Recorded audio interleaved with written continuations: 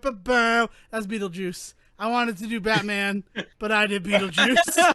But you did Beetlejuice instead. That's not my fault. That's Danny not my Elfman fault. Gothic horror is from the 80s, right? You're in the ballpark. Yeah, that's not my fault. That's Danny Elfman's fault and Tim Burton's fault for probably the note to Danny Elfman on everything is lots of bars. Oh, man. Hello, ladies and gentlemen, and welcome to the Say Report. I'm your host, Devin Decker, and joining me, as often, my host companion, Sejan Sarowik. Sejan. Hey, everybody. Man. Oh, boy. So, we got some stuff to do this week, Dev. We do. We have a lot to unpack, and that's why I tried to open it with the 1989 Batman song. I probably should have just gone with... There you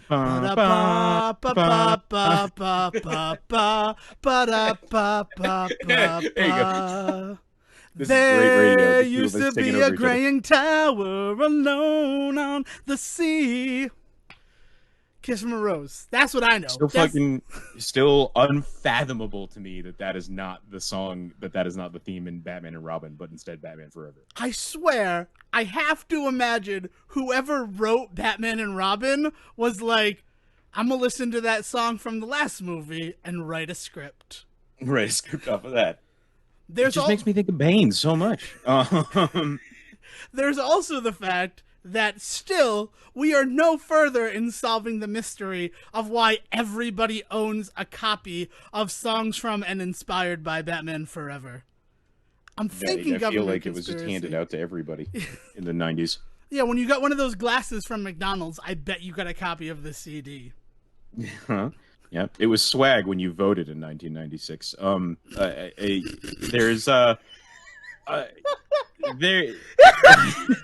There's a lot to be talking about with the DC stuff, but I feel like before we get into that, we owe a mea culpa of the Marvel kind out there to one of our own very own safe family members. I want to get this out there now, just because.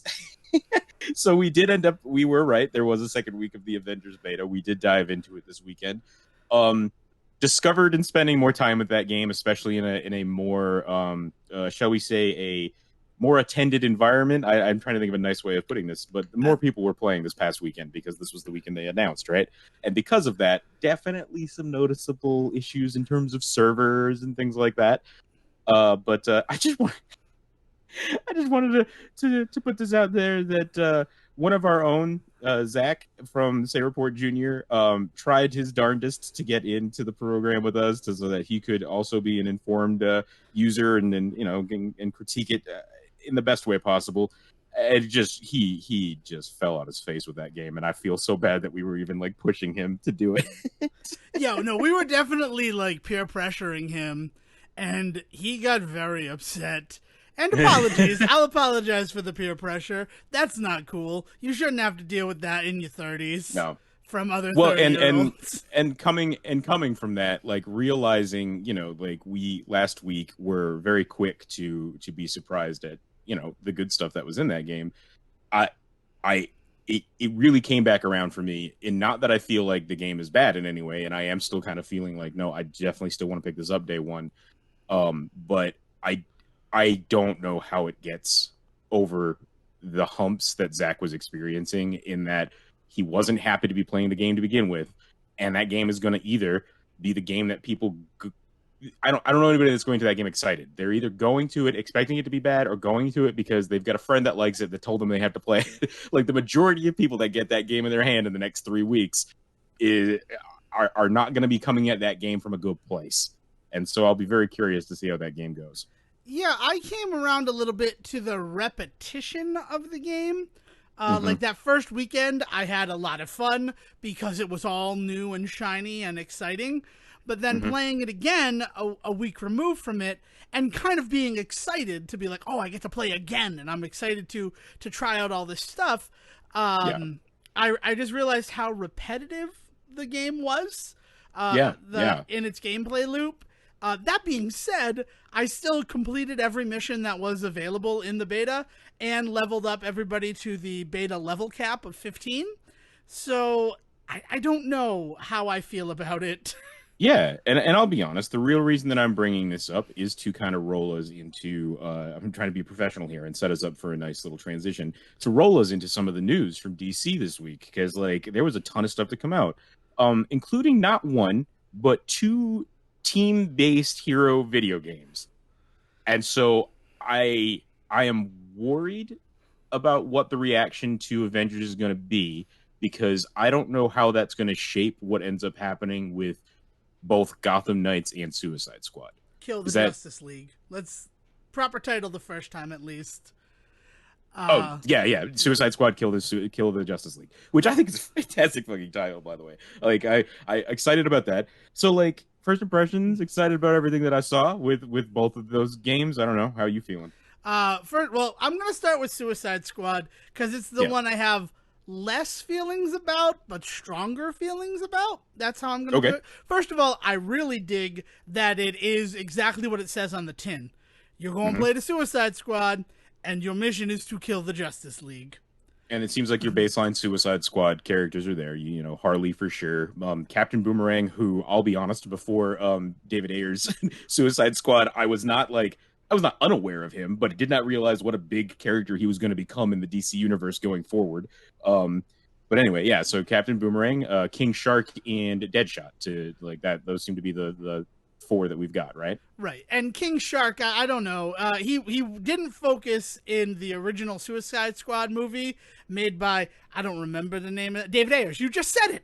Thank you. I just Susan. said it. Yeah. You handed it off to me. No, it didn't in the original. However, has shown up a lot in the animated one. And very interestingly, they make a really interesting choice with King Shark in the animated DC universe, in which he is basically incapable of speech, not very intelligent. Like he's not an incapable villain. He's not like adult or anything like that, but is like very very dumbed down for as a character. Whereas like in the Harley Quinn show and clearly in this game and stuff, that's not the way that they're going to play him, and I'm happy about that. I'm glad to see him getting some actual like dialogue and things like Yeah, it that. felt like they sort of crocified him a bit. A bit.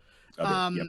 Because Croc was in the Suicide Squad movie, but then your recent Suicide Squad, it's always King Shark and not Killer Croc. Well, and the thing with Killer Croc is, for anybody that follows the comics, they've been doing a weird thing with him for the last decade, where like they're kind of trying to twist Wayland into a almost like tragic anti-hero character. There's a lot of stuff about how, like, for instance, I believe it's when No Man's Land, so that's how far back this goes, kicks off and Gotham falls to pieces. Wayland actually takes it upon himself to save all of the like street kids that he can and stuff like that. Like that's the kind of character they do with him, like the kind of like an Artful Dodger type. Like he's clearly not good, but he has these weird kind intentions. You see it also with Arsenal when Roy Harper basically goes on like a mission to basically kill himself, like via villainy. Like he not that he takes up villainy, but he tries to get killed by a villain. And Wayland is the one that kind of like beats the shit out of him one night and is like, "You're better than this," and basically like becomes his mentor for like Alcoholics Anonymous style mentor to like stop trying to kill himself.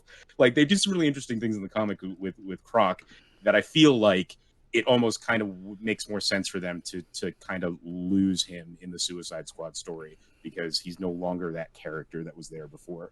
And I support it because while he was a member of the Suicide Squad, they decided that he was going to be Beast. Like he was going to be an analog for Beast. And he was becoming more feral and losing his intelligence and humanity. Which, right. I mean, I'm fine with that storyline, but it just felt like the Suicide Squad in a lot of ways, even though Doom Patrol is what inspired the X-Men, not really. I'm sure they were just ideas that happened independently of one another, but it very much occurred that way, where Doom Patrol released in July and then the first X-Men came out in September of 1963. Well, they definitely, there's definitely credit to the idea that like the people that wrote the first X-Men were not reading Doom Patrol, you know what I mean? Yeah.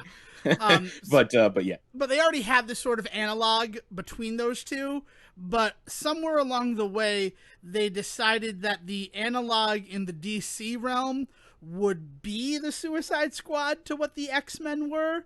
And I think the reason for that is that they kind of wanted to be like, we're a grittier version of the X-Men. Like, X-Force or New Mutants or Yeah. a million other teams that have existed. I'll be entirely honest, man. I'm not opposed to this reading of this at all, but this is a new idea to me. The idea that they are the analog for the X-Men in the DC universe.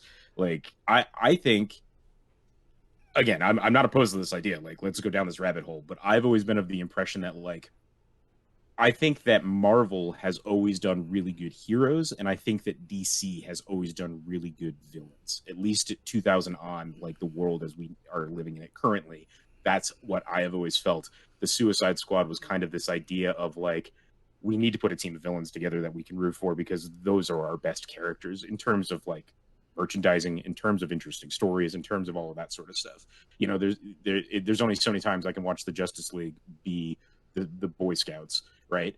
And so that's where I always kind of felt like it came from, was just this idea where they realized, like, the Justice League is not really like the Avengers, because the Avengers are not always like good guys, whereas like Justice League, they're always the good guys. Even when they make a mistake, everybody's like always willing to be like, but they were trying their best. Whereas like with the Avengers, whenever they fuck up, everybody's always so quick to point at them and be like, you're not actually heroes. And so, like, I feel like that's where it comes from, personally. I get that. I mean, and you say from 2000 forward, DC has always kind of excelled in the villain game out of necessity, because you create these, they're paragons. The biggest complaint that I have about DC superheroes is that they can do no wrong. They're not characters, they are symbols. Fuck me for the words that I just said. No, but I mean, like, it's like watching like Greek literature. It's like reading about like Hercules, or like, you know what I mean? Like these characters are not actual characters. They're representations of things like truth, justice, and the American way, right? Like, that is literally what they are. They represent. And when you say that, like, they can't do terrible things, it's not that people haven't tried. It's just that every time they try and push a character to do something awful or terrible, they face a lot of fucking criticism, because it's really hard for a lot of people in the fan base to really kind of deal with and accept and understand. I mean, like, honestly, one of the craziest things that I think has ever happened in our lifetime with DC heroes is the Injustice breakoff, and the fact that like fans embraced that as much as they did. And I mean, I give all that credit to the fucking MK team that like did the video game. Like, I mean, it's just, I cannot believe we exist in a world in which we know of a Superman that kills, and now we're allowed to basically have that in the Suicide Squad game, right? Like that's kind of awesome. Yeah, and I think that's how they did it. And if there was no game, if Injustice had just been a comic book, I feel like it wouldn't have been accepted. Not just because they slayed, NetherRealm Studios slayed in creating that universe and making it feel cohesive and real, but also the very simple fact that we expect a video game universe to be different and to be its own thing. Because we lived through the tie-ins of the 80s where they just shit out these games that were not related to the continuity, but we were told explicitly were. Like, I think of the Batman game for NES. And the Batman games. Yeah. Yep. Sunsoft's Batman game. And it's like, well, this can't actually be Batman because, you know, he's using a gun. And at the time, we still believe that Batman doesn't use a gun. And he's not really fighting anything from the movie, so for this to be the movie that we're playing through, I just don't remember the scene. And you correct me if I'm wrong, in Batman '89, where he fought two giant square-shaped drones that were on rails on the wall in the room, and he had to platform around to hit their weak spot. You don't remember that classic scene where fucking like Jack Nicholson was riding them like the fucking bomb at the end of How I Learned to Love the Atomic Bomb? He's Dr. just whipping his hat around. Oh, like Slim Pickens? Yeah. Answer me this. Was Robert Wool in the scene? No, he wasn't. Well, that was going to be my excuse, because if Robert Wool was there, he is all I focus on. Weirdly. In Batman 1989. I care more about him than Bruce Wayne or Batman. So I think the other big interesting thing about this, just talking about how NetherRealm kind of changed the game for DC Universe, we also can't ignore that Rocksteady did as well, right? Like the way that they came in and the continuity that they created. And it's super interesting to me that this is the one that is considered canon in that universe. The Suicide Squad kills the Justice League is considered canon. I mean, by all accounts, that means that Batman can't be in it. Like, I've right? never Like, played Arkham Knight, but I guess he's dead. I mean, like, how have you gotten this far? Now, okay, spoilers alert. You're going to have to talk about Arkham Knight then, right? Well, because no, we're going to have to. I guess I got to finish Arkham Knight. No, I can't believe how far I was still doing Two Friends and a Couch when that game came out. So, like, let's talk about. Wow, it's been a while, and you know, I got bored. Meanwhile, I'm on like my 10th playthrough of it. But go ahead. I get bored. Not that I got bored. I get bored every time I try to jump into Arkham Knight. I love the Batmobile sections. The Riddler challenges that are Mario Kart. Yeah. Chef's kiss. But yeah.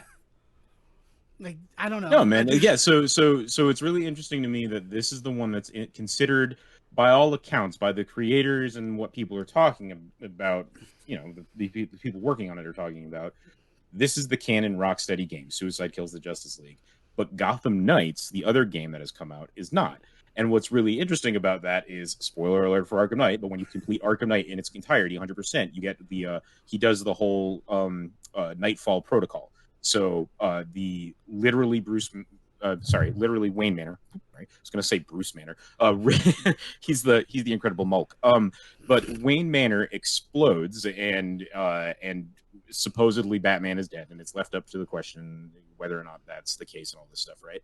But Gotham Knight is dealing with a Gotham without Batman. And like, so when I first saw the preview for that, I was like, oh, this must be what Rocksteady's been working on.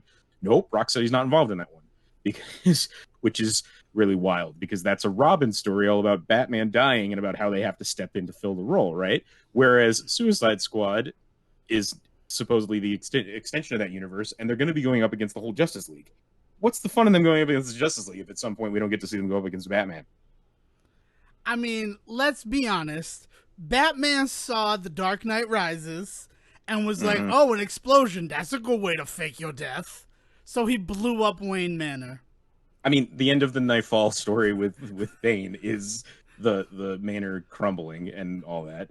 Yeah. It's not like that's new. I know. To the Batman yes, story. I know. I've read Nightfall is one of my favorites. It was the first set of action figures that I ordered from a comic book shop. And the reason was the only way to get the Tengu Batman figure, which is what he looks like after he like undergoes his whole rehabilitation and training. And he looks goofy, but I wanted it. And you could only get it if you ordered a box of the figures. It would not be sold on shelves. I mean, of course, it's going to be sold on shelves at comic shops. You're lucky that they didn't make you build Bane. Like, I mean, at the time, that wasn't the thing to do it. But the real stank of that, the thing that really bummed me out about it, was the shop that I ordered them from went under before it came in. And someone else took over that shop, renamed it, but I guess they just picked up the diamond stuff because my figures came in, but then they just put them on the shelf. And you'd think, oh boy, this is exciting. I can get that Tengu Batman and not the other four. But no, because Tengu Batman was the original cost that I had agreed to pay when the set came in. Oh, so, man. You know. Fucking taking advantage of fans from day one, man. Yeah, like, that's how it always goes. It's how it goes. I mean, currently I'm pretty pissed off. I went on a large rant last week about the Wendigo set. And what I had hoped to do before recording today was build Wendigo because I had ordered that arm from Mr. Sinister. They sent me the wrong arm. Oh, no. So I have a one-armed Wendigo, and I ordered a Mr. Sinister. I don't want a Mr. Sinister, but now I'm going to have him. Sinister, the wrong arm. So, yeah, that's my life, and that's where I'm at. But yeah, Devin Decker just solved the problem. But we can go on.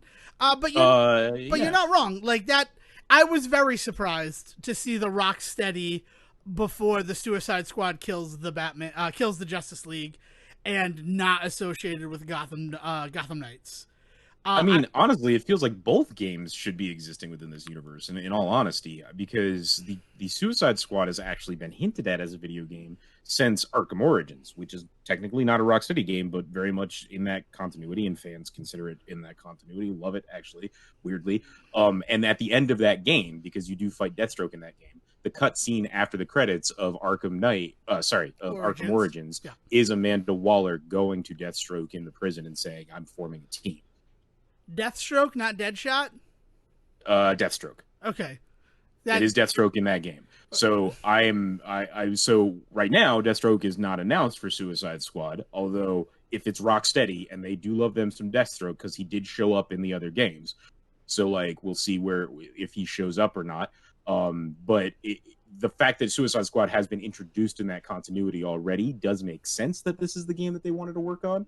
But yeah, it's curious. Like all of the pieces that have been laid before us really didn't point in this direction. Really, like Gotham Knight and you know, to talk a little bit more about that game, the fact that that's going to deal with the Night of the Owls and stuff like that is like that is.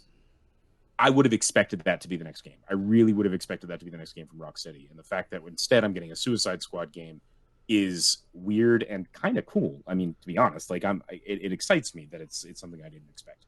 Yeah, I think what surprises me is, as we've just pointed out, it's been X amount of years since Arkham Knight came out. Like at least 4 is what I'm gonna say. I think it's 5. I think it's a 2015. Yeah, okay. Let me just get Yeah, I that was down thinking that because I think it 1 was the first studio that we did Friends on a Couch and not the second studio. So that would put it about 5 years out. And really, 6 years from Gotham Knight and 7 years from Suicide Squad Kills the Justice League. I'm a little surprised that they're not both Rocksteady, but Exactly. they held them back. 2015, by the Yeah. way. Yeah, 2015. But they held it back to release with the PS5. Like, I would get that. I would understand if this game is basically complete, but we want to hit the next console generation because we've already released all 4 of these games on in the current gen, and 3 of them last gen. Like, it's time for us to move forward. We completed this game. We'll hold it back a little bit, and then we'll do it. I also don't think they expected the 9th console generation to take quite as long as it has. Yeah, for sure. I mean, part of it is also Rocksteady is one of those companies that is big league now. You know, Yeah. like the Arkham series really has put them in a position to kind of just do what they want, and not every video game company can do that. So taking 7 years to make a game is kind of the dream for these kinds of companies. You know, and even with that, we still are now hearing about some of like the horrible conditions that people have been working under there. So like take that for what you will. But like the idea that they took their time with this one, that doesn't surprise me so much. Right. And I guess that's it. Like, I could see them taking their time and developing the 2 of them, and then like we'll get this, whichever one is finished first, we'll get out the door, and then we'll pivot to the next, especially with the conditions thing that you just mentioned. It really is just what surprised me was seeing only one of these had Rocksteady involved. Yeah, really wild. Yeah. So back to the Avengers stuff, right? Yeah. So with Suicide Squad and Gotham Knight, what we're seeing in both of these games is a team of 4 heroes, anti-heroes, whatever you want to say, like gathered together to complete these missions and stuff, right? And by no account am I thinking that Gotham Knights or Suicide Squad are going to be online MMORPGs. So like that's probably where the comparison ends, really. But the ways in which you're talking about like spending time with each hero, spending time with each character, building them up individually and stuff like that, like am I going to be asked to do that in these games? Is there even going to be leveling systems? How do they work in these games? Because like, you know, I'll be entirely honest, Gotham Knights is great, and I can't wait to play as Batgirl or Red Hood. I like Robin and Nightwing, and I will definitely play as them, but they're not why I'm going to that game, right? So, like, what are they going to do to entice me to play those characters? And the same for Suicide Squad. I'm going to love playing as Harley, but, like, this version of Deadshot seems really weird to me, and I'm not really a huge Deadshot guy to begin with. King Shark, as we've already talked about, is kind of weird. Like, the, like, Maori tattoos that they're giving him and shit like that are a little questionable. And then Boomerang is just like as I said before, I just never, if I had known 10 years ago when like they were talking about him being in Suicide Squad, the first one, I that he was going to become this important to like the DC universe, I would have paid more attention, I guess. Like, Even then, I feel like it hasn't matched in the comics or even like the straight to DVD his presence in mhm, the DCEU. Like yeah, it's very strange that like is he a fan favorite character? I mean, Jai Courtney, I don't know. I know that a lot of people have issues. I'm a big fan. I don't care that he, Good Day to Die Hard or Disney Terminator Genesis, but yeah, no, I mean, from a okay, if your biggest concern with that dude is that he just ends up in these kind of off projects, consider this: somebody drops a new Die Hard script in front of you or a new Terminator script in front of you don't say no to those projects, right? Like, it's not like he was like the reason those projects fell apart, and nobody should blame him for ever wanting to be a part of those, right? Like that's a ridiculous thing to hold against him. I am a huge fan of him, and I think what he does with Boomerang is like super charming and makes me like the character in a way that I didn't realize I ever could before, right? yeah, and that's what I'm saying is that he really brought that character to life. But another thing that we saw at the DC Fandome was footage and information about James Gunn's The Suicide Squad, the new Suicide Squad film that I don't think is related to the old one in any way, shape, or form. I mean, I it feels like so I'm not quite sure how it's going to relate, but in my head, I'm imagining that it's going to be that this is the island that they're all being kept on, and it comes under attack. So like Waller just basically opens the gates and is like, "Save our home," essentially. Even though it's prison to them, it's still their home, right? So like I'm imagining it's like Lian Yu or something, where like they're just defending their thing. In which case, it makes sense for all of those people to be there and all this other stuff. Um, Right, but I where think in terms of whether or not it relates to the story of the last Suicide Squad, I don't think it will at all. yeah, the reason why I say that, and I don't even think it's the same continuity, is because of this is its own thing. Like they said that 3-4 times in the Mm-hmm. sizzle reel, and it's like, Yeah, okay, so like it's still Margot Robbie as Harley Quinn because Harley Quinn across all continuities is represented by Margot Robbie. Much like I guess and there's Q nothing in wrong with Star that. Trek. I don't. Yeah, no, but and there is literally nothing wrong with that. Yeah, I have like, no issue with that. In fact, I have an issue with Harley Quinn somehow being Kaylee Cuoco when she's animated.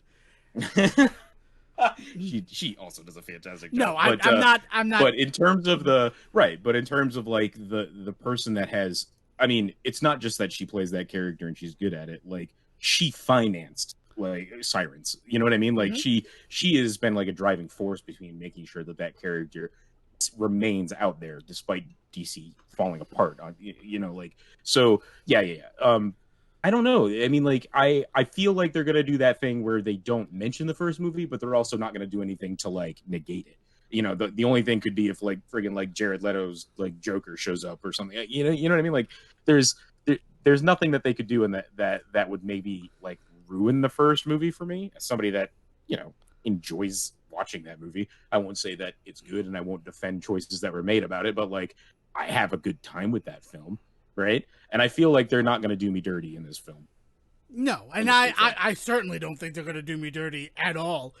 I don't usually watch that type of stuff, but I sat down and I watched all the Fandome, like Kingdom, but it's fun. Fandome? I thought it was Fandome? Fandome. Is it Yeah, Fandome? I'm pretty sure it's I keep Fandome. calling it I thought you were just Fandome. saying Fundome to make a pun dome, but okay. No, it's Fandome. It's like fandom, but we all are in a Stephen King novel that was somehow 3 seasons of a CBS summer show. But yes, words and things. We said we were going to talk about it, so I sat down and I watched everything, and that Hmm. was the one that impressed me the most. Yeah.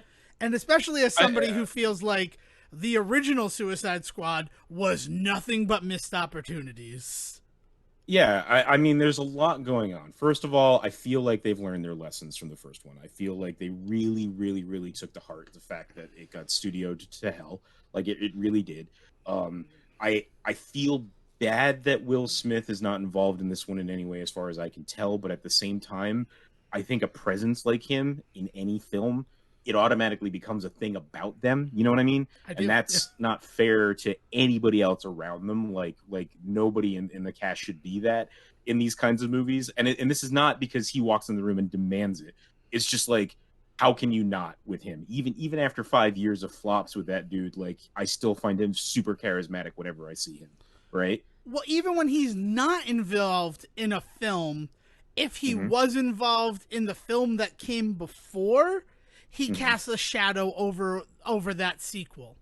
Look Right. at So like I think him not ID42. being Like, there is like actually a really smart move, as much as like I said, it's nothing against like him as an actor or a person or any of that shit. It's just that like this they needed to distance themselves from that first movie and they learned how to do it.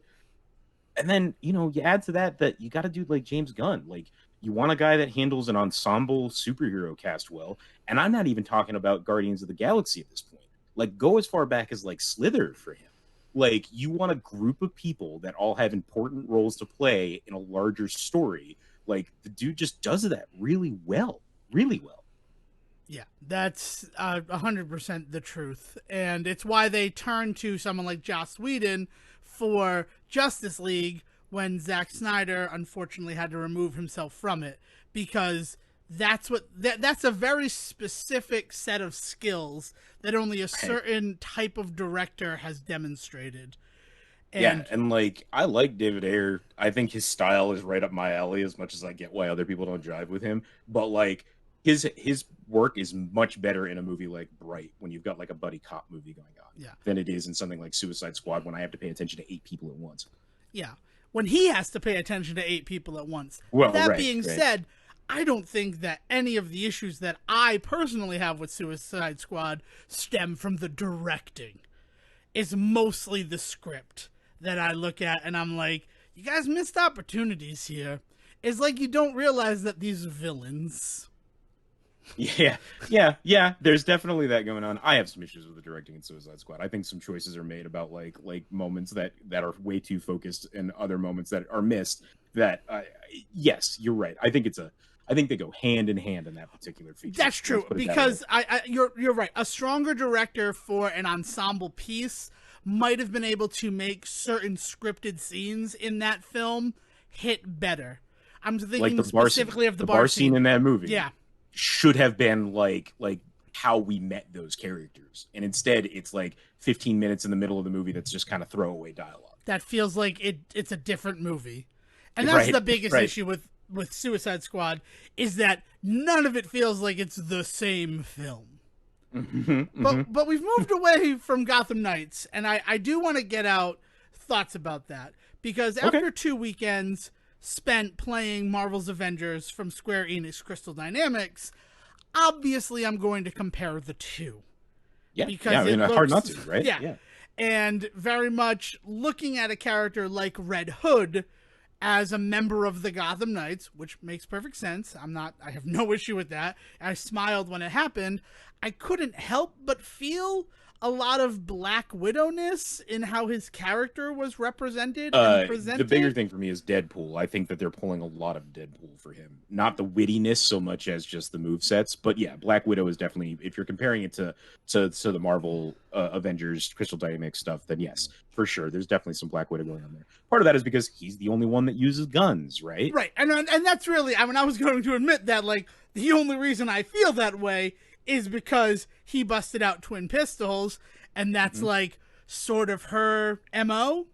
I And will say I got a weird Hulk vibe from him because they're making a point to kind of bulk him up in a way that Jason usually is not. Jason Todd is not usually like a big bulky dude, but they're definitely doing that with him in this. So I think they're also going to focus on him being a lot more of a unabashed brawler. Like he's going to be the one that will break a table, whereas like Nightwing and Batgirl, yeah, Batgirl, right. yeah. Okay, it's like it's not Batwoman, and I No, felt weird calling her Batgirl because that feels misogynist. I'm just gonna call her Barb. Barb and Nightwing and Robin are gonna feel like they have much more finesse than him, which I think is by design and purposeful and great. I mean, But you I do say think it's that, a but hefty. there's Go a ahead. moment where he is fighting like it looked like maybe in an Ace Chemical factory, where the moves that he had on display more than any other character reminded me of the fluidity of the Arkham series. And I'm like, well, remember, out of all of them, he will actually technically be the oldest because they're not doing like the only other one that it could possibly be older than him is Dick, but Dick will have, in terms of the story, Dick will not have the anger that Todd has. right. I very much I think that the finesse is definitely there, especially if you go with some of the story with Red Hood, depending on how deep they go into him being like trained by the all cast and like whether or not he's brought back from the Lazarus pit.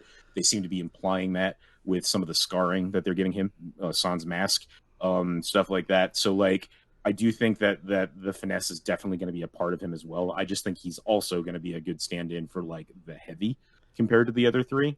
It'd be interesting if he's not. Like, it'd be super interesting if he's not. Yeah, he was the only one that I was interested in playing as. I didn't like looking at Suicide Squad Kills Justice League and Gotham Knights that apparently we can throw things, attach our essence to those things, and then reappear when those things arrive at a destination. I'd say it's stolen from Apex. It's straight up Loba. I'm clearly they've been working on these mechanics longer than the last year of Apex, that were 6 months of Apex that has had Loba in them. But it's a common video gamey thing. The earliest example I can think of it is Dishonored, where you would look in a place and like phase to it, and it's been praised in video game sense. But it is a super gamey thing, and it made total sense in a weird way to give Boomerang that like new ability, because like it's an interesting thing to do with that character. I was a little weirded out when it looks like it's Robin that has that ability. Yes, and that seemed bizarre to me. Unless he's Damian, unless I'm wrong, and it's not, because I thought it was Tim Drake. But if it's Damian, I'm almost kind of okay with him having that ability, because he would have been like part of the League of Assassins. Right. It's just. But I'm pretty sure it's not. I'm pretty sure it's yeah. I had the exact same question of, is this Damian or is this Tim Drake? But based on the stuff that was on display in the trailer alone, I haven't gone deeper on these ones. It seemed more like a Tim Drake Robin, especially with. I mean, they've sort of given the pole to Damian as well. Like Robin fights with a bow staff. Because and I will say that I'm more used to seeing Damian with like a katana. Like that's when I think of like Damian's weaponry, that's what I think of. But definitely the bow staff. Yeah, and it's clearly the bow staff shrinks down into its non-extended form. He throws it, and then green flash of magic light, and then you're over where you threw the bow staff. And I'm like, that doesn't feel like Batman. No, it's I'm a weird. Gonna be it's that a weird person. Mechanic. Yeah. It did, and I will say, as much as that didn't feel like Batman, I have no problem with Boomerang having that, especially since he, as far as I can tell, generally a Flash villain. Am I wrong? I mean, like, I think that's the only time I really know of him outside of the Suicide Squad. I only know him as a Flash villain. Right. And so it would make sense that he would try to develop technology or purchase technology that would give him a leg up against the world's fastest man. Let's be honest here. What? Yeah. Steel technology. Let's be fair to him here. Right. Or be gifted. I could very much see like Gorilla Grodd or Lex Luthor being like, here. Yes.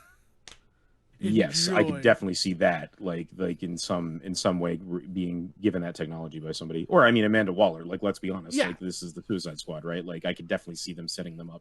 Yeah, so there are all of these reasons why it works for him, but it's a little weird when you're talking about Robin having the ability to do it. Yeah. It'll be very wild to see what they do with that, with both of those games. We should. No, go ahead, man. We should pivot. And the last thing I want to say is, I think that unfortunately both of those games have a lot riding on what's going to happen and how the world accepts and continues moving forward with Marvel's Avengers. Because the game itself. The game itself. Not these two betas, but going forward and how people react to those and what it means for the cultural zeitgeist. Because currently, I agree with you that both of them look like they're probably single-player experiences, and either you switch between like a Marvel universe, is that what those ones are called?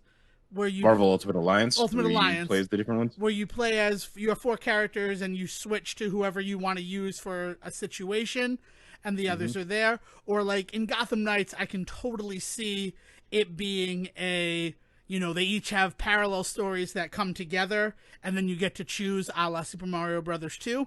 I like video games because it's very easy to compare them to existing video games.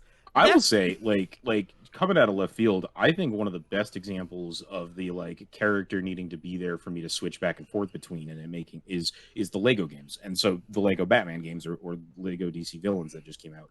Like the ways in which you can take who you want in with you, you know, it's you and whoever you choose, and by the time you unlock enough characters, you can create dream teams.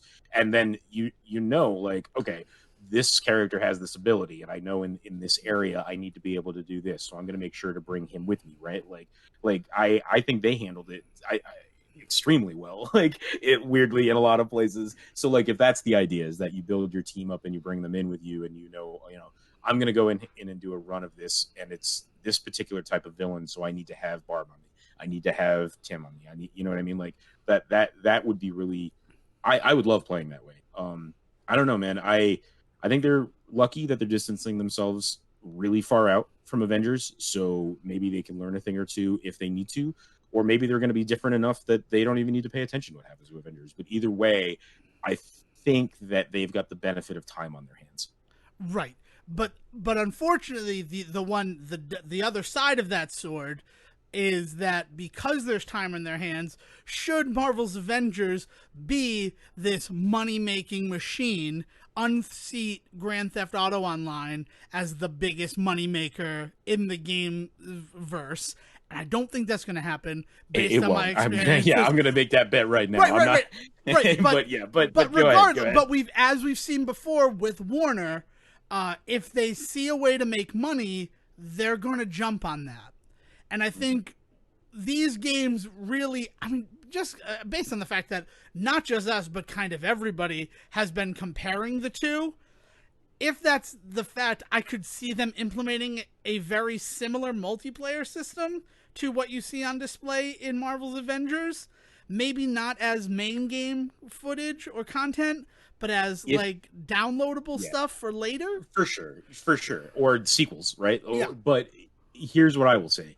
If it's going to happen, it's going to happen to Gotham Knights before it ever happens to Suicide Squad. Agreed. And that is where the benefit of Rocksteady comes in. Because they have proven themselves and it is their game, Suicide Squad is not going to be beholden to those kinds of whims, whereas Gotham Knights is through and through a Warner Brothers game, and they will have that kind of control to step in and be like, you need to put multiplayer into this now and see what happens, right? And we'll see. One last thing on Gotham Knights before we go is it is dealing with Court of the Owls. That is definitely part of the game. I mean, it's a huge part of the preview. Part of the trailer. People are all like pissy about like Bruce not being in it, and like I'm gonna have some things to say about that later. But like, there are entire swaths of that arc that are about Bruce not being around. So anybody out there losing their shit because it's a Court of Owls game and Bruce is not there, like, go refresh your memory about what happens with the owls, because there are huge parts of that storyline that are about the Bat family having to deal with the owls and Bruce being MIA. Also, because we're already talking about a comparison between the two, Captain America, you see his grave at the beginning of the Marvel Avengers game. But I'm pretty sure that Captain America's going to be playable in that game. Exactly. All of the shit about like losing your mind about like Bruce not being in it, like hold your breath, because like, first of all, if there's one thing I learned from this DC Fandome this year, they can't do fuck all without bringing Batman back in. Yeah. And the second thing is no comic book character stays dead except for Uncle Ben and Gwen Stacy. And I get not even Batman's parents. Like I was gonna say, and Batman's parents, but no, I've definitely seen many a story where Tom and/or Martha Wayne are somehow alive, or Alfred is Batman's dad, or Batgirl's dad, which is also very good. And So, like, we've got a handful of other movies we should definitely touch oh on. yeah, I want to Where do talk you about want to it. go first? I guess let's go in order of release. That seems to Okay. be the smartest thing because then Hmm. also I can forget this stuff quicker. Because I watched the trailer for Wonder Woman 1984, and that's not something I generally do. I generally stay away from, trailers. Yeah. But I'm excited for it, and who the fuck knows when it's coming out? Yeah. Honestly, like with the world Yeah. we're currently living in. And I mean, toys for it are on the shelf, and you can buy a Barbie of Cheetah as Cheetah, and it'd be real fucking weird if that didn't show up in the movie. And that was Hmm. kind of the biggest reveal about the latest trailer. Right. Well, I mean, people have been asking about it for a while because even the poster they put out of Kristen Wiig earlier was not her in costume. It was her in her like Mach 1 uniform that we see with her wearing the cheetah jacket and stuff. Mm-hmm. Um yeah, so the reveal of Cheetah, I mean, pretty rad. I got to be honest, the thing that got me instantly was her riding the lightning.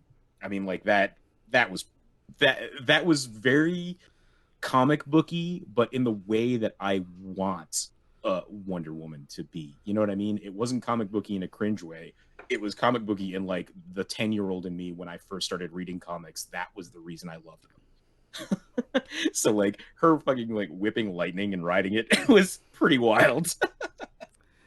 I guess I saw that and I'm like, that's cool. I'm glad that's happening, but I don't know. It just feels like they really want. That didn't feel like it was for me. That felt like it I was for people who are like, Zeus is her dad.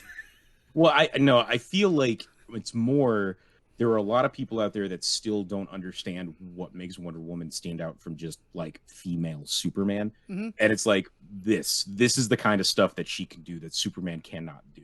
It's Like the also the power kind of of the stuff that gods she is has very to important. do because she's not Superman. Right, exactly. In a weird way, in this way Hmm. that like that's not a negative thing. It's just I don't get to fly everywhere Hmm. because Earth's gravity is nothing to me. Right, exactly. I have to find my own way to make it. So even though you look at me and think you're just Lady Superman, no. I have to ride lightning if I want to match the speed of Superman in the sky or ride in an invisible jet. But that we found some negative things about the invisible jet. Yeah. Yeah. So real kind of confused as to how to bring it Steve back, but in a good way, I guess. I should put that out there. Like like I don't quite understand why they felt the need to bring Chris Pine back other than to be like, we need to get more Chris Pine in this series. I And want we Chris killed Pine him to by work all accident. the time, and I feel like Chris Pine hasn't made a movie in like forever. The last time that I remember Chris Pine being involved in anything is the Nighthawks episode of American Dad, where he played Alistair. And I was just like, wow, Chris Pine, you're a hell of an actor. Because if you haven't seen that, um season 14, episode 4, Nighthawks is so good. It's like one of the best American Dads post Fox ever to be released. Please continue. he I mean like he has been doing some stuff. He just did I Am the Night, which is like his big thing this past Ah, year. right. But like, stuff like that's been coming and going. Yeah, he's back in this one. That's cool. I again, I think part of it is that I want this to be her movie, and by bringing him back, it feels like a real step in the wrong direction in some ways. But it depends on how they work it into the story. Like, is it a one more day scenario? Is it a alternate universe scenario? Like, what exactly are they trying to do here? So I Um, have to admit, and specifically this episode, that if Siegen and I had two hats, and one hat said Marvel and one hat said DC, I would wear the Marvel hat, and Siegen would wear the DC hat. If you want to disagree with that, now's your time to do it, Siegen.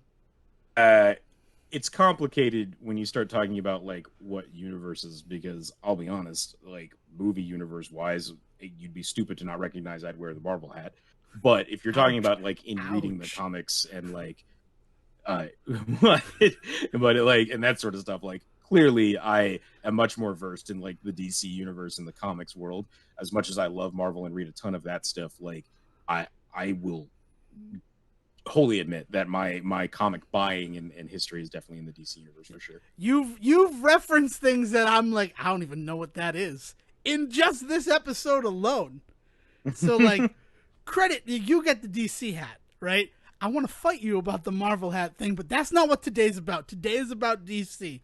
And so I have no fucking clue who that guy is supposed to be in the Wonder Woman 1984 trailer. The dude with the like hair? The dude with the hair who's like, if you want something, we can make it so. Do we want to talk about this, or are you saying that as somebody? No, I really want to know because based on... Oh, it's Maxwell Lord. Okay, thank you. Because based on everything that I don't know and that trailer, I had a feeling that Chris Pine's reemergence in the universe was somehow tied to him.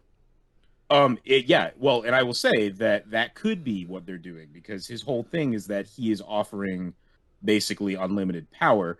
So, do you know anything about Maxwell Lord? No, that's why I had to ask. He's just another he's another Lex Luthor. Like that's his deal. It's like in the what do you call it? I was gonna say Marvel. That's the word I'm looking for. It's like in the Marvel universe where you have all of these crazy rich billionaires that are just evil dudes that own companies, right? So you have what's his nuts that owns Obadiah Stane or Hammer, Justin Hammer. I'm thinking specifically in the second Justin Iron Hammer Man movie there. Sam yeah, Rockwell. Justin Hammer. Hammer Tech is the word I'm looking for. Yeah, so you have like him, right? And then you have Obadiah Stane and you have all these others. So he's one of those types of characters. The thing is that one of the things that Maxwell Lord does is he uses his money and influence to become strong, big. Like he's still human at the end of the day. Like as much as like I know about Maxwell Lord, at least he's very much still just a human. I'm reading now. Apparently, he has telepathic persuasion, but that's like the first time ever hearing about it. Anybody that watched the first season of Supergirl when it was on CBS, Maxwell Lord was the big Lex Luthor stand-in specifically for that show. And as you saw in that show, the relationship he has, very Lex Luthor-esque, where he wasn't always the bad guy. And so like they play with that a lot. Feels like though for this one they're just going hard evil villain. Right, but just his whole you can have whatever you want. I could see that sort of being corrupted. Mm-hmm. Like he wants Wonder Woman to fight for him because that seems how these people work. Like Lex Luthor, as much as part of his character is inferiority complex to a literal living god that is Superman. There was a lot of storylines, when you get past the I curse you and will rue the day that we met because you made me bald, original origins of Lex Luthor, where he kind of wanted to control Superman and be like, you're on my payroll so that I can tell people I've got a Superman. Is that... yeah. And the ways in which he manipulates people are... very like that's where the evil comes in that you'll find that he is like doing or saying something and really what he's doing is he's playing you the whole time. Like he's like the devil, right? Like he's using your own wants and needs against you. So the idea of the idea of him being the villain and him bringing Steve back in some way and it turning out to not be real is definitely all totally possible. Yeah. I mean, that like, knowing nothing about the character, I could totally see him trying to appeal to Wonder Woman by bringing back her lost love. And then when she eventually shuts him down, he's like, well, I don't fucking need you, Wonder Woman. I'll make a Wonder Woman with Barbara Minerva. Right. Where he like gives her these like powers and abilities. Yeah. I definitely think that that's how all of this is going to play into it. I'll be curious if he's kind of like the background baddie for this one, but ends up becoming more of like a big bad for the DC universe writ large, like showing up in other movies and stuff like that. It is 1984, so it's completely viable that he'd still be alive, right? I mean, yeah, but at the end of Batman v Superman or Justice League, I don't know. It was at the end of Justice League, Lex Luthor met up with Deathstroke and was like, we're building a Legion of Doom. And that's not come back up see yet what it, at all. Yeah, we'll see what happens with that if that comes back. That's true. It really so a lot of this stuff depends on what happens with the Snyder cut, right? Oh, Because goodness. if they could salvage the Justice League story as we currently know it and actually like build off of that like they always intended to, like we'll be back to square one where like they can turn back to things like Lex Luthor and Deathstroke at the end of that movie. If they can't, then that stuff is gone, right? Because right now, the way that people are talking about the Snyder cut is, at least the way that I've been hearing it talked about, is that it is the last breath, like the bon voyage to that universe, to the Snyderverse of the DCEU, and that going forward, while we will have like Wonder Woman and possibly Flash, depending on what happens with the Flashpoint story, those are going to be the only things that really carry on.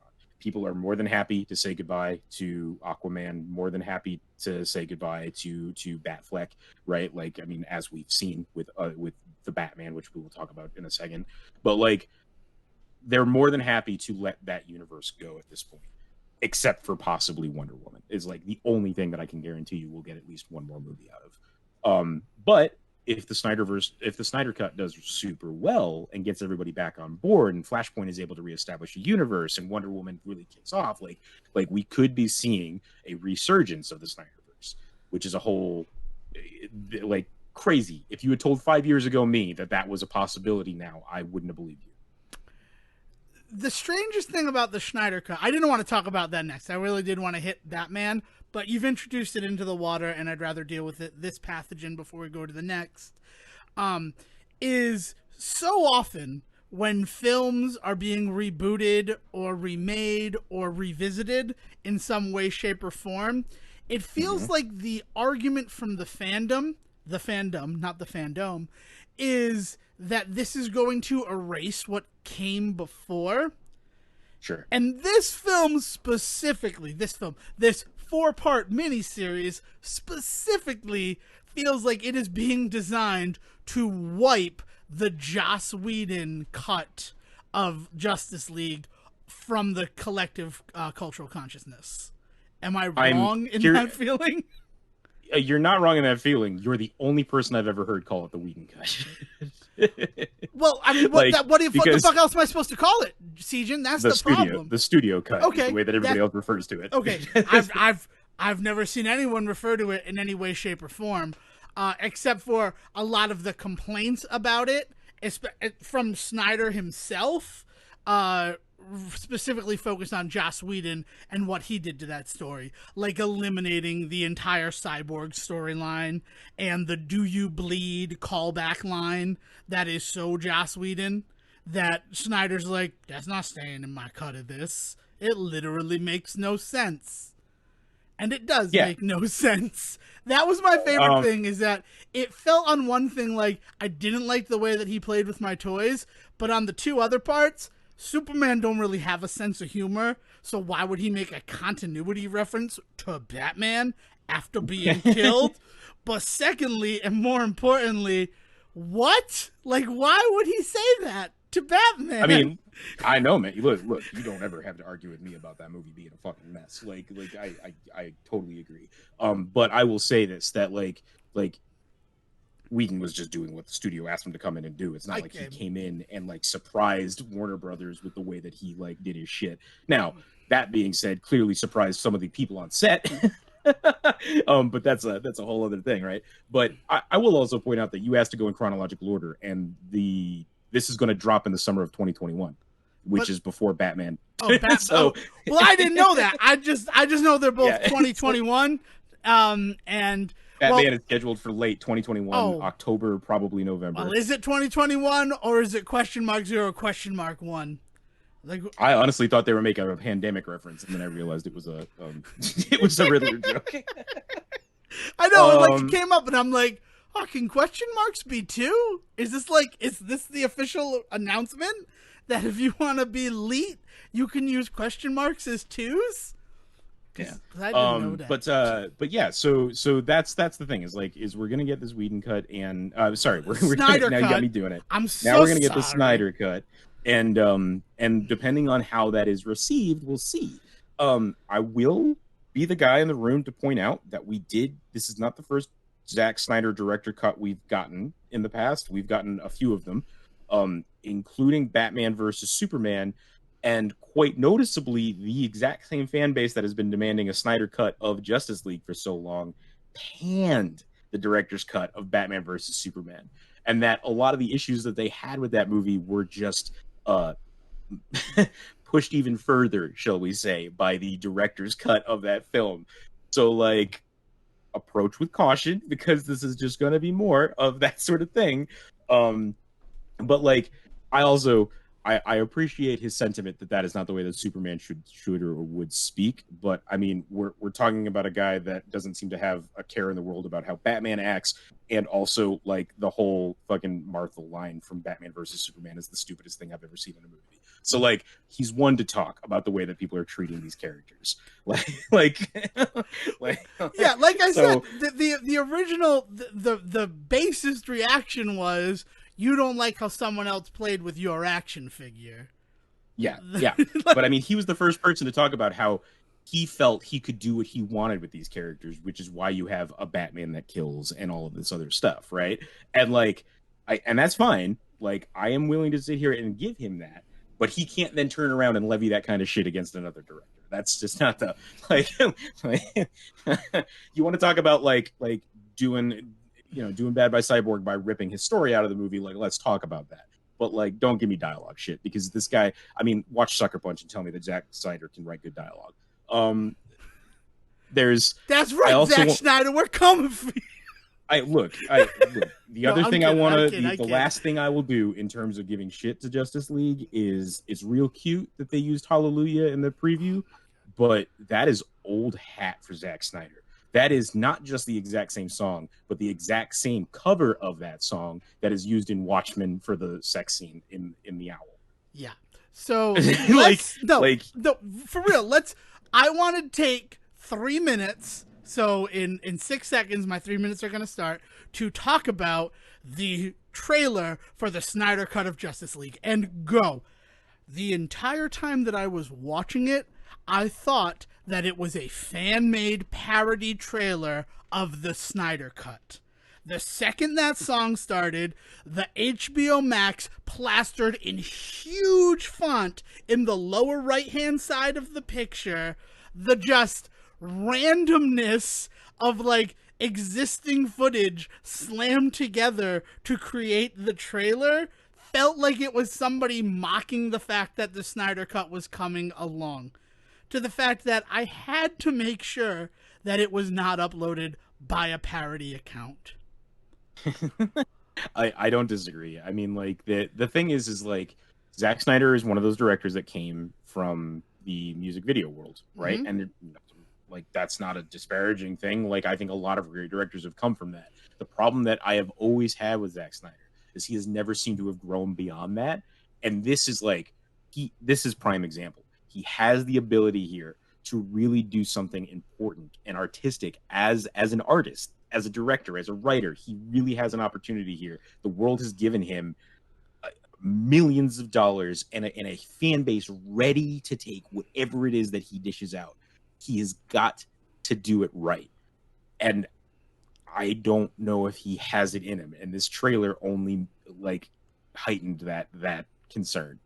Yeah, it proved all of my fears about this. Mm-hmm. It did not validate any of my hopes. All this trailer succeeded in was validating my fear about what a Snyder Cut could mean for the Justice League. Yeah.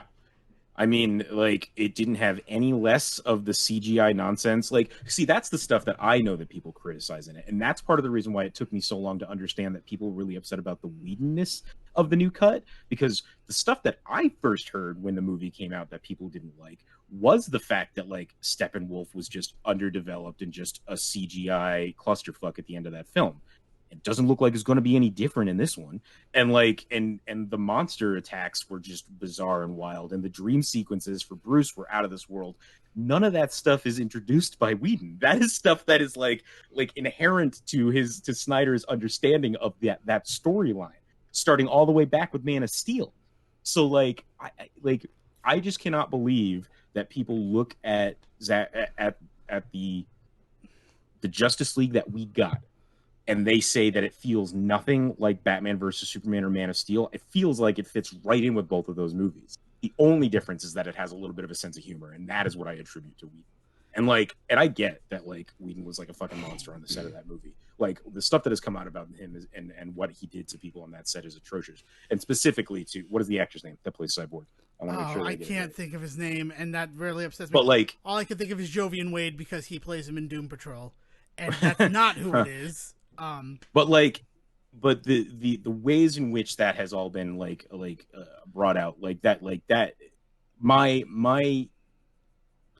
I was going to say hatred, and that's not the right word, but my displeasure at Snyder's vision for the DC universe is not shaped by like my love for Joss Whedon. I have been displeased with his vision of this universe since Man of Steel, and like I don't see that improving with this cut. And that is really what he needs to do, is he needs to prove that he is not only better than this studio cut of Justice League that came out, he needs to prove that he is better than Batman versus Superman and Man of Steel. And it's not gonna be. Like, I just don't see it happening. And this preview just did everything to reaffirm that for me. Yeah, and that's disappointing because honestly, this is one of the most unprecedented moments in cinematic entertainment. This isn't people being upset at the Mass Effect 3 ending, so them tacking on a DLC to make people feel better. This is someone who didn't get to deliver his vision because of outside circumstances, being given the money and the time and the resources to finally deliver the movie he claims he wanted to make all along. And the support by artists and fans alike. Like, I mean, the entire acting team, the entire production team, from what I understand, is like excited to be doing this, and the fans are excited to be involved in it. Like, you don't get this kind of support in these situations often. When a movie like that tanks, like, people usually, without understanding how the system works, usually real quick to blame people like Zack Snyder. So like, he really is in a unique position. You're not wrong at all. And I feel, and that trailer does not feel like he's taking the full advantage of it. And again, that's me passing judgment on like 2 minutes of footage. But you drop in footage, that 2 minutes of old footage. Yeah. But you drop in that version of Hallelujah, and immediately my haunches raise. Just like at the beginning of Justice League when I saw it, the version of Everybody Knows that they decided to open that movie with had me literally laughing out loud in the theater, feeling like I should go because my reaction to this is inappropriate and there might be people here who actually want to watch this film. Yeah. And then I walk away from that very happy. But, you know, I'm just... Yeah. Well, we've already spent 6 minutes, so we've allotted too much time to this already. We are... So we've got 2 things left that I think to talk about, and I'll be honest, I know you wanted to go in chronological order and I gave you shit about it, but I feel like there's not much to talk about with Black Adam, which is the further out project. Plus, in your whole concept of like DC basically like paving over the fucking forest of Justice League and making a parking lot with the Snyder Cut, like I feel like they're doing the same thing with Black Adam. I know they kind of half-assedly announced a Shazam sequel with a title and an appearance by Sinbad of all people, because we all love the joke that he was not a genie in the Shazam movie in the 90s, but like what else is Black Adam but them basically being like, yeah, Shazam did not hit as well as we wanted, so like let's do this instead, right? Yeah, I can't believe that anything was announced about Shazam. You know how I feel about it if you listen to this show. That movie did not work for me on any level. I talk about like missed opportunities in Suicide Squad. That's what Shazam was to me. And I, just like I said, I was going to call it Shazam. I will be referring to the second one as Shazam, Fury of the Gods, because that's how I read it the first time. Yeah. And unless it's the best movie ever, unless it does something to build some sort of goodwill, that's a big fight that the sequel to Shazam has to have with me in order to win me back to that character. Yeah. Whereas, So for me, if they introduce Black Adam, because that movie appears to be coming out first, they're further along, it seems like, in production of that, and then he ends up being the big bad in Fury of the Gods, maybe I'd be okay with that. That would I'd be work. much more but interested. I'd be much more interested in that. Yeah, man. I but don't know, I'd be but interested for Black Adam, not for Zachary Levi's exactly. Shazam. Like, Yeah, exactly. So Shazam. you're again, we mentioned the idea of like ignoring Justice League and moving on, and Shazam is perfectly positioned to do that, even with the first movie kind of existing in the continuity, because the only real attachment they showed to it was Superman showing up at the end, and they don't even show his face, right? Right. Because I don't even think they could get Henry Cavill. They wanted to, the things they didn't ask him is freaking a Meryl Streep in Mamma Mia 2 situation where they're like, no, she wouldn't want to do this. And then she's like, why wasn't I asked to be in the sequel to that movie? Why would you kill me off screen? Where it was one of those things where like Henry Cavill was like, I would have done it, but nobody asked me. And I don't know if that's, after the fact PR spin for that, where like Henry I don't Cavill's think so, excited. because one thing I know about Henry Cavill is like he's not shy about that sort of stuff, and he loves Superman. Like he loves the character. Like I think he would have for free shown up on the Shazam set to play. Yeah, especially for that like nothing scene. Like it's not much of a scene where Superman is there. Exactly.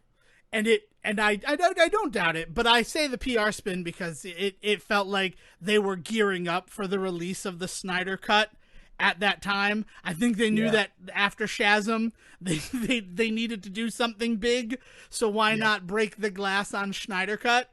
Because people have been clamoring for it for years. For sure. For sure. So who knows? But then that tells the fan base that Henry Cavill is still willing to play Superman. He just wasn't available for the Shazam movie. But looking at Black Adam, it's the teaserest of teasers, in the fact that it's all motion comic. I mean, it's straight up looks like storyboard looking, art. Dwayne Johnson, yeah, as Black Adam, and as someone who recently fell in love with the Scorpion King this year. As someone who had never before seen that movie and now would like probably die for that film. Right. It had a lot of Scorpion King vibes just in that whole thing. I couldn't stop thinking of the Hercules he made with Ian McShane. Right. But yeah, which like is the same thing, which is one of the reasons why I enjoy Scorpion King, because it feels like Hercules. And they've given it a weird name now after the fact that I still don't know. Something of Themyscira. And that can't be that because Themyscira is where Diana is from. But it's something like... yeah, it's like... No, but it's like the Trials of Hercules or something like that. Yeah, like it's some weird... It's Hercules and then a subtitle that wasn't there when we went to go see it in the theater. God, I love that movie. But that movie and then seeing Scorpion King, it was very much like, ooh, I didn't realize that there was a proto version of Hercules.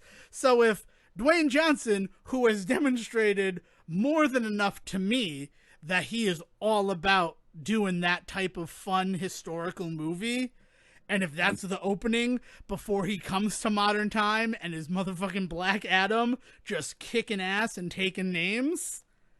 You've already sold me on this film, right there. And there's it's a sin that we don't live in the time where he could have been doing these kinds of movies with like fucking Harryhausen doing this, because like I would fucking love to watch him going up against some big old claymation monsters in all of these movies. Yeah, man,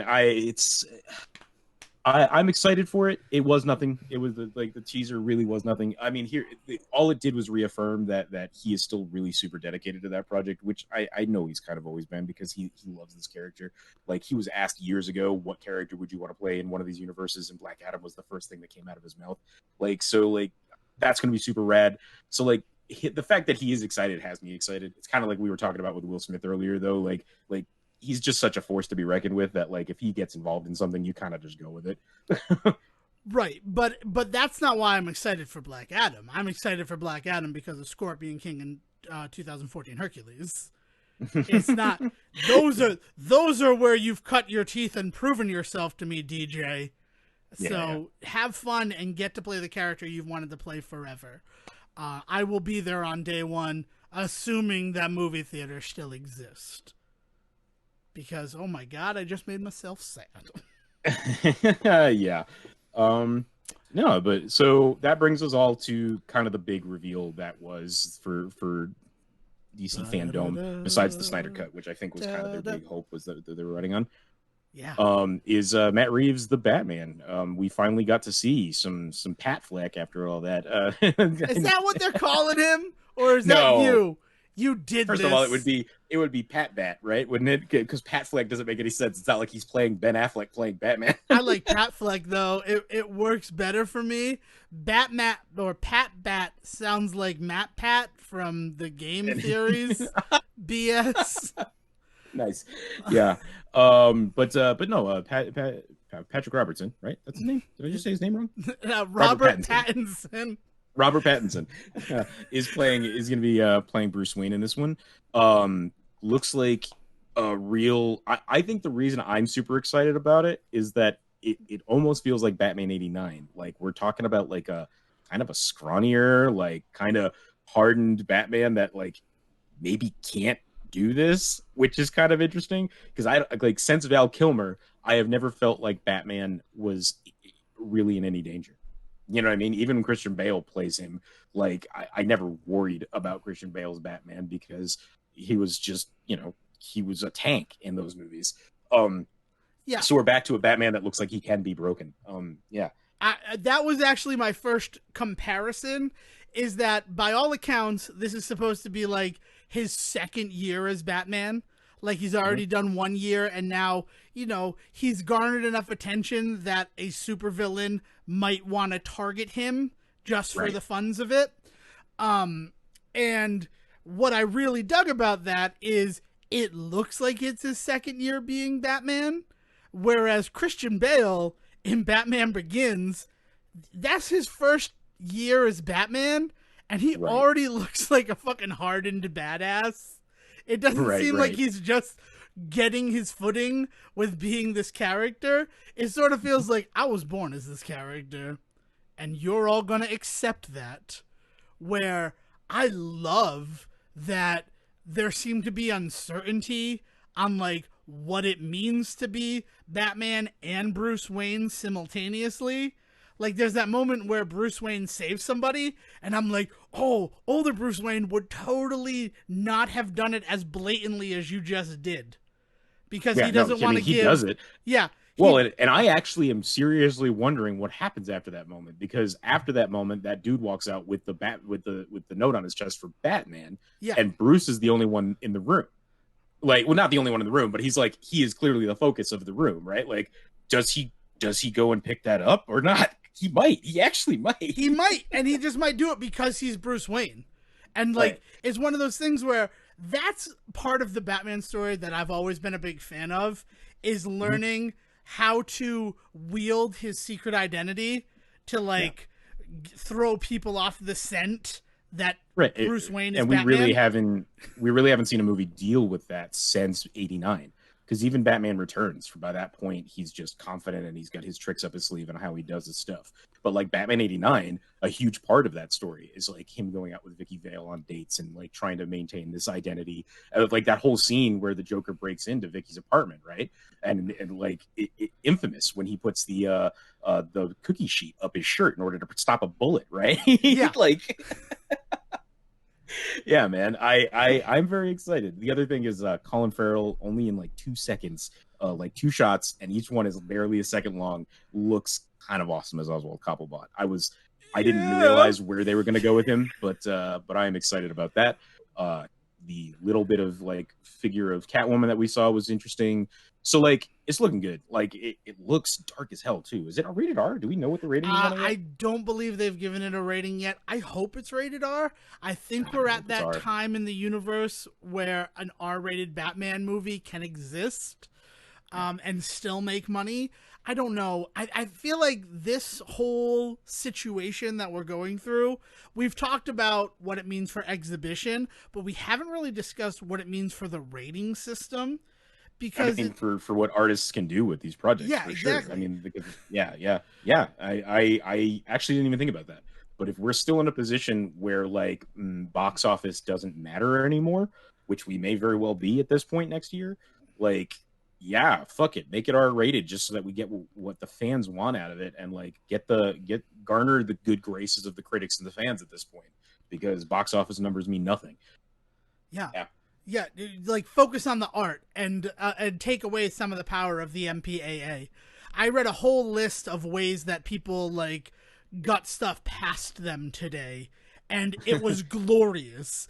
That like we would give them the bait and they would take the bait and they wouldn't notice the 5 other things that totally would have pissed them off. Like we shouldn't have to do that. Art should be able to be created as art. We allow it in almost every other medium where we don't give art sort of a leash to reel it back. And I think it's time that we allow that same freedom to cinema. Especially when we're looking at, like, if it's entering the home box office scene, but not HBO, but specifically watching them at home, then the stuff that we see on things like Cinemax and Showcase and HBO, where they're like Showtime. Yeah, Showcase is the terrible theater that I'm boycotting. No, Showtime is one of those situations where they don't give a shit. Like their short series do not shirk away from showing anything or doing something that before would make someone blanch and grab their pearls. So like we should and those are the series historically that are now getting the Emmy nominations because they don't look like everything else that's out there and available for consumption. So you know we should gives me kind of hope for all of this too is Matt Reeves is producing a year 1 series for HBO to supposedly come out before the movie that is not going to focus on Batman at all, but instead focus on the police force. Aisha Tyler, I believe, is on to play a corrupt cop that the series will follow, and it'll be about like either her or I'm curious if she maybe plays Harvey, which would be awesome. And I don't mean Harvey Dent, I mean Bullock. Harvey Bullock, yeah.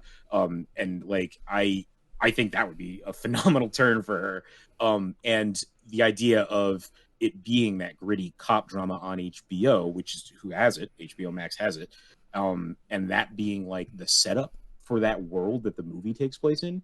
So like doing that and then going into a hard R Batman at the end of that would be glorious. I mean, it would be groundbreaking for developing these types of stories.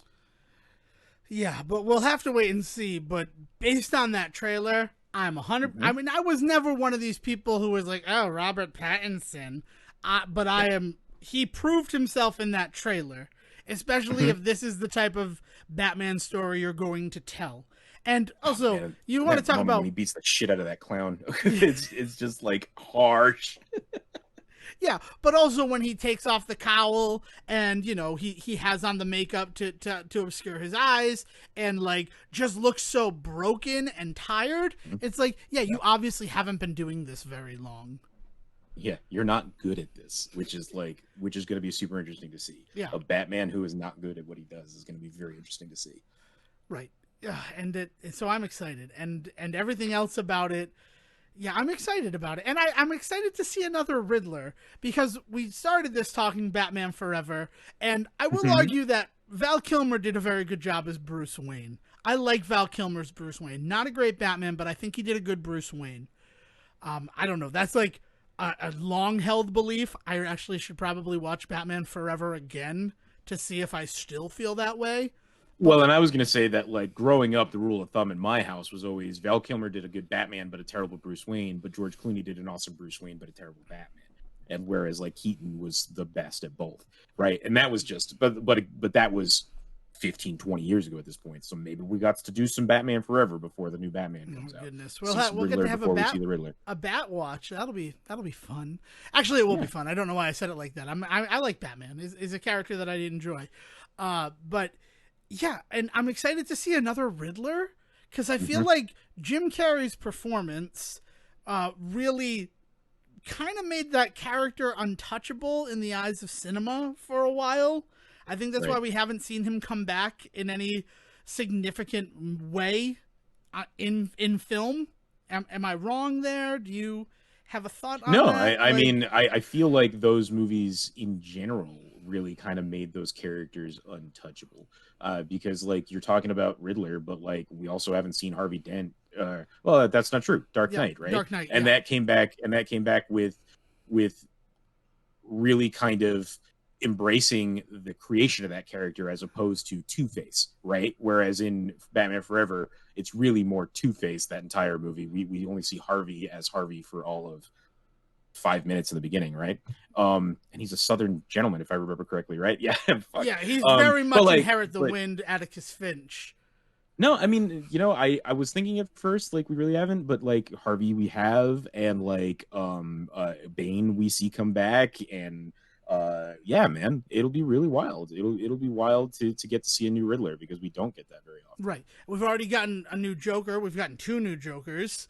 3 new Jokers. Fuck, I forgot about the one from last year.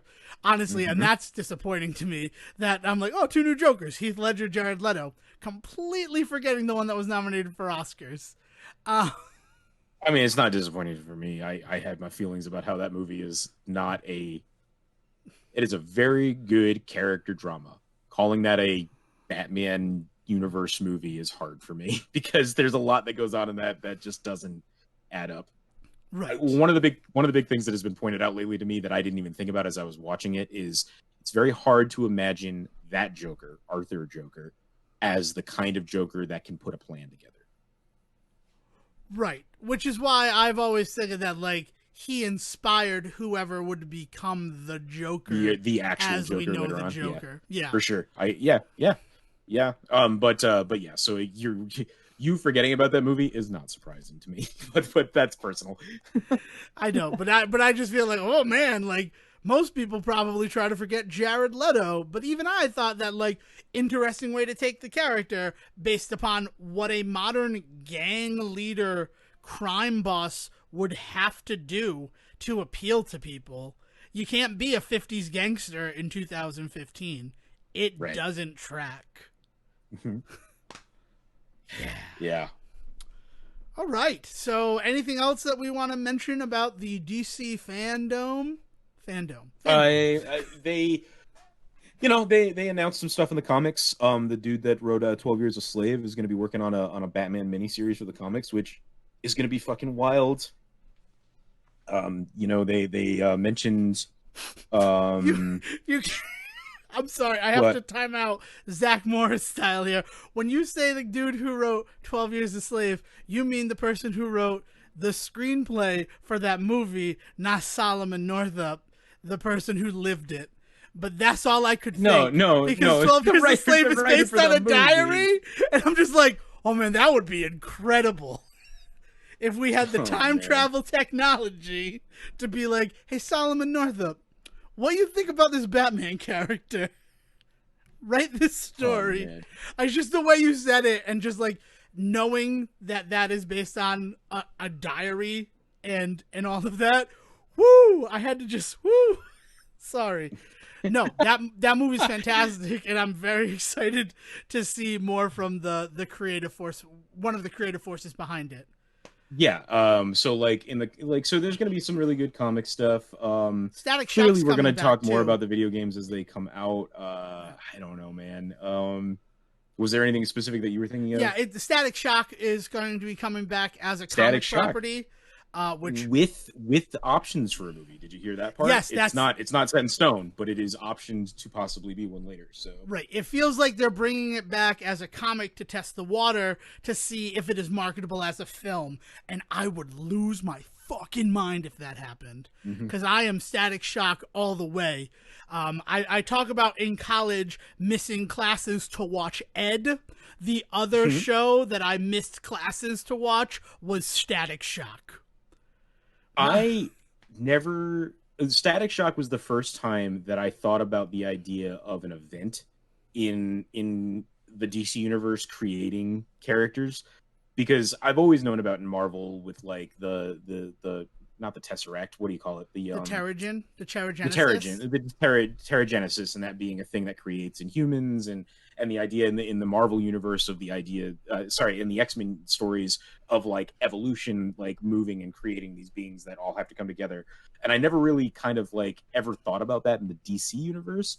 And and now we have things like with the Flash, we have Star Labs blowing up and things like that, creating metahumans, right? But man, that show, and what happens the first episode of that cartoon show is the first time that I was just like, oh shit, this changes everything. I was like a kid, like I didn't understand that that's what comic books do. I mean, not only that, it did change everything. Yeah. Granted, that happens in the book as well.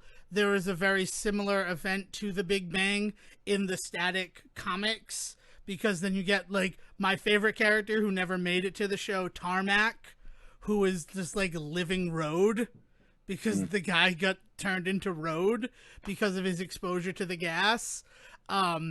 It's one of those things that, like, it existed in that, but that series really signaled that as a way to kick off a storytelling event, and as a result of it, I mean, it'd be crazy to say, I don't have any proof to support it, but I would not be surprised if something like Static Shock is what inspired the Flash to use it, and almost like Smallville in a way, because the whole Smallville of, like, the meteorites landing in Smallville, that's the name of the town. I just literally was like, what's the name of the town that he lives in?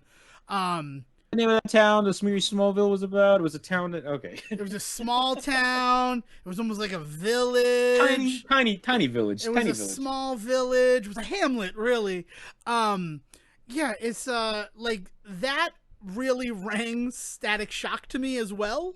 The whole the exposure of these meteor pieces are giving people these powers that Clark has to deal with.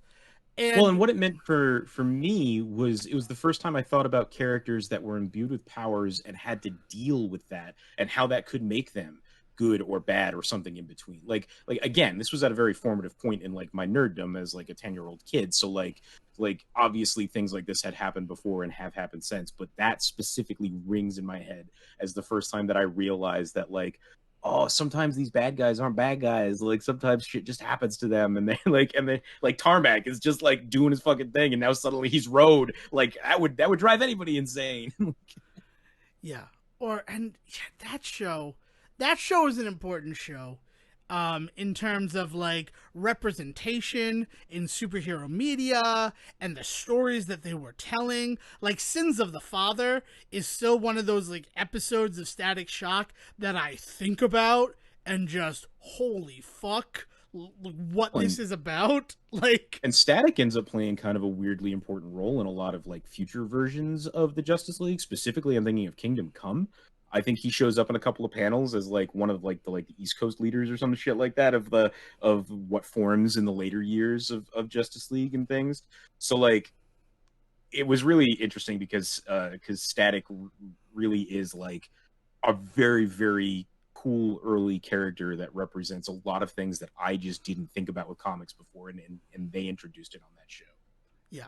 So the fact that it's coming back, and it's like, the fact that it's coming back would be good enough, but also there are stories to tell in the Static universe that, like, need to be told, that like, it wouldn't feel right if it were being told in, like, a Batman story, but, like, that's what Static is sort of for. I don't want to say that he was designed as a PSA character, but it's, like, just by the very nature of who he is and the situation that he is in. Like, well, and it's one of those things where, like, look, we didn't create him. He might have been created as this thing to kind of expand the universe into these other things, which isn't a bad thing, right? Like it's better than having a slate of just white characters, right? What we can do is we can embrace the fact that he exists. So like let's be happy about that. Yeah. So them embracing him, them bringing him back, and with the fact that I might be able to see a Static movie somewhere down the line, that's incredible. And that all 4 seasons up on DC Universe. Just going to point that out. That's the only reason I want to get DC Universe again, is to rewatch that series. Because even though I watched a lot of it when I was supposed to be at, I want to say it was Script Analysis or Scene Shop. It might have been Scene Shop, because I worked in the Scene Shop, so I didn't really have to attend the class. No, you were still getting that, eh? Yeah. I watched a lot of it, but I haven't seen everything. But I did get to see my favorite storyline from season 1 when it was wrapped up in season 4. And that's kind of all I cared about. I'm not going to lie to you. And good storytelling. I think that's it. I think we've touched on everything. The only other thing is possible Flashpoint. We don't know what's going on with that movie quite yet, but I'm not a huge fan of Ezra Miller's Barry Allen. I feel like we talked about this a little bit with Kamala in the Avengers game being a bit of a Mary Sue and like this like fangirl-esque character. And I feel like they were doing a lot of that with this particular version of Barry in the Justice League. But you know, like I love me some Flash, so like especially because they're apparently turning it into a Batman movie anyway. Like we'll see what happens with that. Yeah. And also, when we watched Justice League long ago, I said he was very Sheldon Cooper-esque. Mm-hmm. Which is definitely something DC does, because apparently Elvis read a bunch of Shazam comics back when they were under the Timely brand, or the one before maybe Action Comics, I think was that. Early, before there was Marvel and DC, that's like a Wild West of comics creators. But Elvis Presley read a bunch of those ones with Captain Marvel Jr., who was Freddy in, you know, the Shazam movie and in the thing. Right. And he decided to base a lot of his stage presence on Captain Marvel Jr. And then when it was purchased and became Shazam at DC, because Elvis reminded them of that character, they borrowed traits from Elvis for their version of Shazam Jr. So it wouldn't surprise me that Sheldon Cooper, fan of The Flash, would eventually be a palette for what they made The Flash in the Justice League film. Yeah, like they can't seem to just like they just keep eating their own fandom. Yeah, and by all accounts, it seems like they're completely unaware of it. I mean, maybe not with the Barry Allen, who is essentially Sheldon Cooper. That one, it seems like, well, this appeals to people, but you never know. Yeah. Because you never know. Sorry, I recently was reminded of that because I went on it's very strange to me that Kara's last name in Supergirl is also Danvers, like Carol Danvers as Captain Marvel, when both of them are very similar characters. But I decided I would set off on a mission to see if there was any overlap, and no, it just happened. It just happened independently of each other that two very similar characters were given the same surname. Crazy. Fucking comics are weird. Video games are weird. Comics are weird. Movies are weird. We're in a weird time, folks. We were in a weird time before. This has just turned the dial up to 11. All right, so anything else you want to add? Maybe not related to Fandome or anything like that, Sejan? No, I mean, nothing too crazy going on. I'm trying to think if there's been anything major that I've gotten really into. A lot of really silly shit came out this week with Cartoon Network and HBO, and I do want to talk about like the relationship there because things are getting wet and wild with that relationship. But that's for another show, another episode, I think. But check out, like, they just had 2 shows premiere this week, Tig and Seek and The Fungies. Both very, very fun, like, weird shows. But no, nothing else crazy going on. I kind of want to mention, I don't know if I talked about it on the show. That's how much I tried to distance myself from this. But I've been watching, I talked about it here, the Celebrity Show Off on TBS. Yeah. And that's over. Tori Spelling won. I don't know how Tori Spelling won, but I'm glad that Tori Spelling won because it means that Kevin Smith didn't win. But I was really rooting for Jason Mraz. He's sort of been my remedy for this whole experience. Sort of nice. A dangerous liaison. But the semifinal episode, no, not the semifinal episode, the 7th episode of the series, Kevin Smith's, because he's just a master of promoting himself. The story that he presented was focused on the Jay and Silent Bob Mall Brawl video game. The 8-bit game that was released because the Kickstarter made enough money, which I guess is a big thing with Kickstarters. I didn't realize that because I kind of avoid Kickstarter games. Like, I don't want to get involved in that world. I'll just play the game when it releases to retail, and that's how I'll experience it. But I didn't realize how big a world of we'll release a retro style of the game that you're backing right now is. That's it comes from the completely wrong idea that it's so easy to put a retro version together. Yeah, it's yeah. But Jay and Silent Bob Mall Brawl and this show, we've been dealing with something while we've been in quarantine, and that's the Bader Meinhof of this particular show, where we'll say or reference something, and then suddenly, the Say Report, you mean? The Say Report, where we'll say or reference something, and then suddenly it's everywhere, right? Like in a way that's a bit unsettling to me. But right before that episode aired, where Kevin Smith talked about that game, I finally broke down and got it myself. The fact that it looked like River City Ransom was too strong for me to ignore any longer. Nice. And I have to say, as someone who is reluctant to get it because I have very unique feelings about Kevin Smith after my re-immersion into his universe last year, that's a really good game. And sort of in the way that, like, there's been a lot of call with the 10th anniversary of the Scott Pilgrim movie to re-release the Ubisoft Scott Pilgrim vs. the World video game. And one of the reasons why that game excels is because the people who made that really loved video games and put a lot of care into the references that exist in the game. Right. And that is exactly what Jay and Silent Bob Mall Brawl is just video game references through and through. Like, and it's one of these things that I noticed where they always use these licensed characters to do that, and that sort of takes away from the people who actually go to play these games, because as I referenced at the beginning of this, if it's a licensed game, we have a weird aversion to it, having grown up through the 80s and 90s. Yeah. That we're shaking, but still. But no, just a really great video game, referencey video game that you can ignore the Jay and Silent Bobness of if you have weird feelings like I do. So I'm putting a Devin Decker stamp of approval on Jay and Silent Bob Mall Brawl. Check it out if you like River City Ransom. There's my words. Fucking rad, man. All right. Yeah, no, I think that's going to do it for us this week, though. Yeah, that we've already talked far longer than I thought we were going to. But the Fandome decrees, and we must agrees.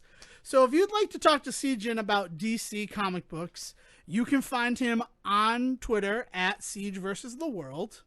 And if you want to talk to Devin about Marvel comic books, apparently, you can find him at Devin D. Decker. Wow, that is going to be a fight later on down the line, and I don't know if I'm prepared for it.